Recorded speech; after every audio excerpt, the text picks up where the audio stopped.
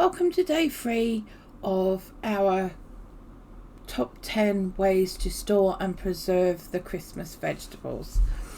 And today we're going to be looking at parsnips, or otherwise known by some people as white carrots. Not one of the most popular of vegetables, but you know, it is on the list. This year the price cap for Christmas vegetables as far as parsnips are concerned are 19p for a 500 gram bag. That's from the 18th of December. Now Aldi are doing them for across the board. Sainsbury's are now doing them if you have a Nectar card, and Tesco's are now doing it if you have a Tesco's Club card, which is all very wonderful, but not everybody has those, so we're going to just stick to what Aldi are doing right now because it just is there for everybody. Okay, so first off we're going to look at fresh storing our parsnips.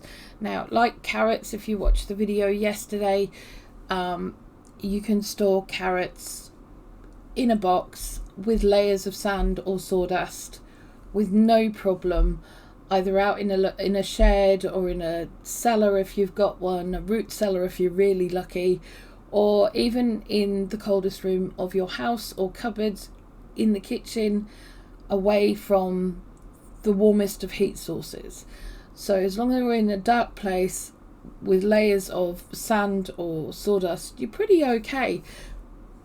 You can store them in the fridge. Obviously you want to make sure before anything else that you do take them out of their plastic bags, because like carrots and potatoes, parsnips sweat because they are a living, breathing plant.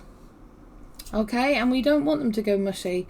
What we want to do is, if you are going to keep them in the fridge, you want to have them, again, like carrots, in a crisper drawer with either a tea towel underneath them, a clean tea towel underneath them, or some kitchen roll, which you can swap out on a semi-regular basis.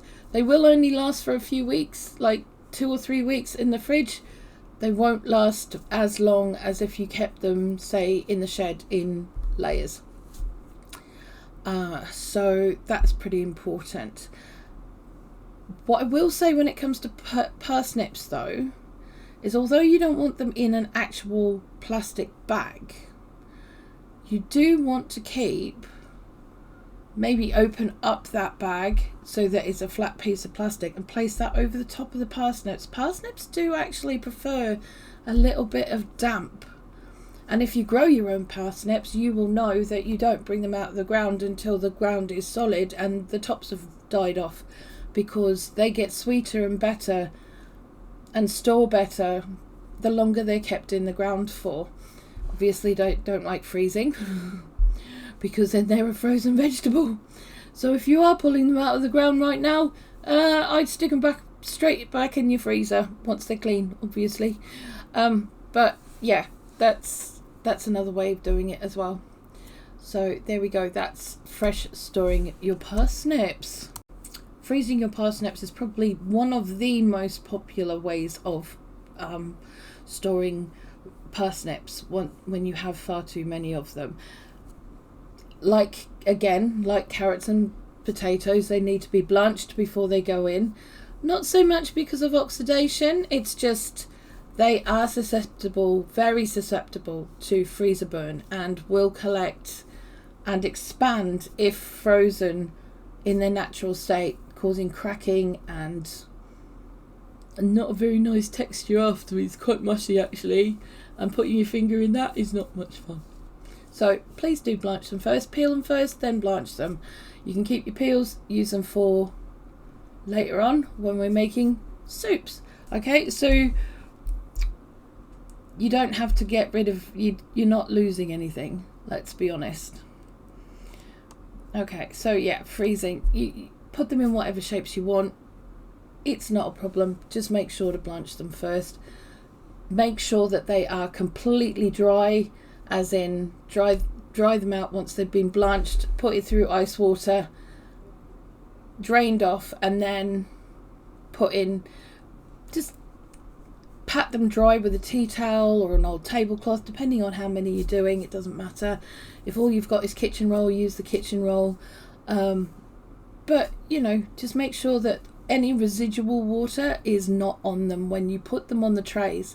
Now, I absolutely, like any other freezing of vegetables, I put parsnips on a baking tray in a single layer in the freezer. Now, you can stack those if that makes life a bit easier for you, to freeze, but the whole point is to keep those pieces separate. So when you do decant them once they are frozen into baggies or containers, you can just pull out what you need rather than them freezing into a lump and you being forced to cook more than you want or need. Now, like many foods, parsnips can be dehydrated, and dehydrating parsnips is a little different to carrots. We do have a temperature change, and that is to 60 degrees Celsius. 60 degrees Celsius, 140 degrees Fahrenheit. With cutting up bigger pieces and trying to dry up bigger pieces, you may need to turn the pieces every 3 to 4 hours. But for the most part, most of us, if we're dehydrating food, it tends to be small dice or little sticks, very small, maybe some slices. But yeah, so it use your own sense when it comes to this kind of thing. Now, it will take probably 12 hours to properly dehydrate parsnip. Like carrots and potatoes, they can dry very, very hard. You don't need to worry about them. You just keep going until they are that dry. Now, water bathing parsnips is something that is done in probably 3/4 of the world, but it's not everybody's bestest favourite way of doing it. I would say my personal experience with water bathing parsnips is I really didn't like the texture.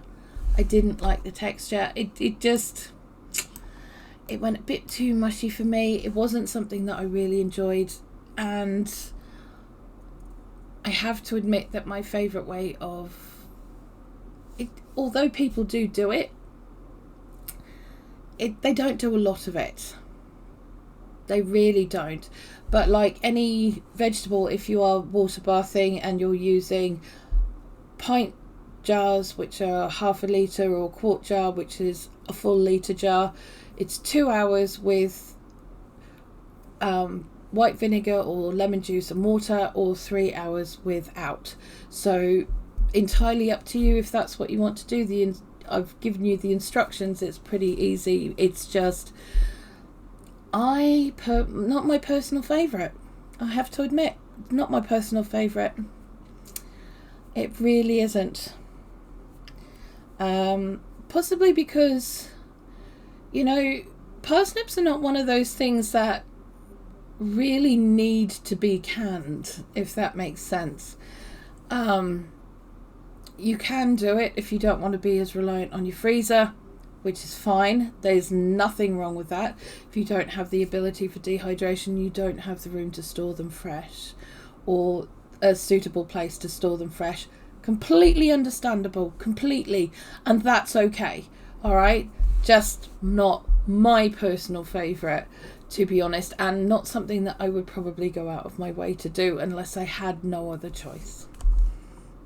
This brings us pretty quickly onto pressure canning parsnips.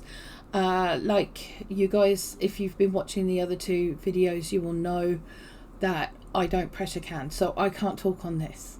So if you want to visit the blog, which is the companion to this video, you will find there links to people who have done pressure canning of parsnips, and you will be able to find the instructions for it there. I can't give you those. I'm not willing to give you those. I could look them up. But for me personally, because it's not something that I do, I don't feel like I'm qualified to be able to give you that information. Pressure canning is very much a exacting thing, so you want to be able to make sure that you are fully researched in what you're doing and go and talk to the people who have already done it. But like I said, those links will be in the blog. just go and check the description below. Pickled parsnips. Now these are pickles that are created using vinegar or, you know, some kind of acid to, or alcohol to preserve your parsnips. Yeah, it's very early in the morning. It's very hard to English right now. I'm doing my best. So yeah, like any other kinds of pickled vegetables, they rely on the vinegar, the acid, the alkali, whatever, to do the preserving for them, and that's fine. It brings out a really sharp flavour. They're great with cold meats and other salads and things like that. Again, not something I've found a lot on. I have to admit, I haven't found a lot on this, but there are some recipes out there for pickled parsnips, and those links will be found in the blog. Can we ferment parsnips? Yes, we can. We can ferment parsnips, and by all accounts, they're pretty good. So if you're into your fermenting and you want to, you're looking after your gut health and all that kind of thing, and you like a pickle that is done in a little bit quicker, because basically fermentation is a pickle, but it's done in its own juice for the most part with a little bit of salt, so, or with water with salt, so it's kind of brined, but then the vegetables themselves or the fruit themselves actually release their own juices, and then they start to the fermentation process. It works really well with high sugar vegetables, parsnips being a high sugar vegetable, so you know it works. Apparently it works, but like, you know, I haven't said that I won't do it. I'll give it a go. At some point I will give it a go. And with all of these things, I wish I had options to show you, but I just actually don't have those right now, because we're waiting till the 18th to get our vegetables as well. So we will be doing that then, and I will be doing some of these videos next year, because Christmas is busy, man. Now this brings us very quickly on to pre-made side dishes and meals that are based with parsnips. Like all meals and most side dishes, you can pre-freeze most of this stuff. Now I would very much suggest blanching your parsnips before you freeze them. That way to help stop freezer burn. It also produces a better product when it's cooking, because it's not holding as much moisture as it could do if you don't do that. Okay, and you're going to have a better texture in the end as well. So no matter what you do as your side dishes and stuff, I tend to, when it comes to parsnips and side dishes and stuff, one of our favorites is, and I grew up on this myself, was mashed carrot and parsnip combined. And we used to add the butter and the salt and pepper, just stick it in a container in the freezer, because then you just bring it out when you want it. My kids used to go mad for it, and I still do. I'm not gonna lie, it's one of my favorites. I also really love butter roasted parsnips. That's my other bestest favourite, and I know that sounds pretty bland, sounds pretty boring and what have you, but you know what, sometimes the classics are the best. And if you blanch off your parsnips and just add butter and a few fresh herbs into the container that you're going to be using, that container can go straight in the oven. You don't need to worry about doing any of the prep work. For me, that's a win, especially at this time of the year when we're trying to reduce the amount of work that we have to do, because there is so much to get done. So having pre-made things in the freezer ready to go is a really, really good idea. Number 8 is soups. Now, like any root vegetable, this is really where parsnips come into their own. There are millions of parsnip recipes for soup, and frankly, you know, I much prefer a parsnip soup to many others. because they're different and they've got that really nice earthiness. They're a little bit sweet. You can they're quite good with any kinds of different spices and herbs and stuff like that. But I tend to find with parsnip soup, I like to keep it simple. And it's the same with anything that I do with parsnips. I like to keep it simple, you know. And with parsnips and parsnip soup, I tend to add a little bit of nutmeg. And I know that sounds a little bit different from what most people would probably do, but I actually find that it brings out more of the flavour of the parsnip just by adding something that has a much more earthy note, and it'll bring out the sweetness and it'll bring out all the other flavours of the parsnip rather than try and hide them or mute them. Because if I'm going to have a parsnip soup, I want to taste my parsnip, you know. But like with all soups, you can freeze them, water bath them, pressure can them, whatever you want to do. Just be aware that there's a few rules when it comes down to water bathing and pressure canning. One of them is just be careful on the dairy. But when it comes to making soups, I tend to make them veggie anyway, and if I am going to make them creamy, it'll be a plant-based cream. So it could be coconut cream, it could be, you know, just basic soy cream or whatever, just to bounce it out a bit and thin it out. But yeah, water bathing for 2 hours will keep it shelf stable.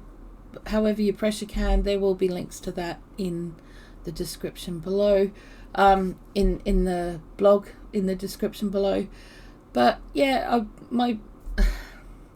we have a 2 foot by 2 foot mini freezer, and that's where I keep most of my soups. And my soups are put, like I said, in little baggies, frozen flat on a baking tray, so that I can slide them upright into the freezer and just pull them out as and when I want one. Makes life so much easier. Now, last but by definitely not least, parsnip crisps. So like making carrot crisps, you can use a veggie peeler and create ribbons of your parsnips and then deep fry them or bake them until they're very, very crispy. You want to make sure that if you are deep frying them, though, that you get as much of the oil off as possible.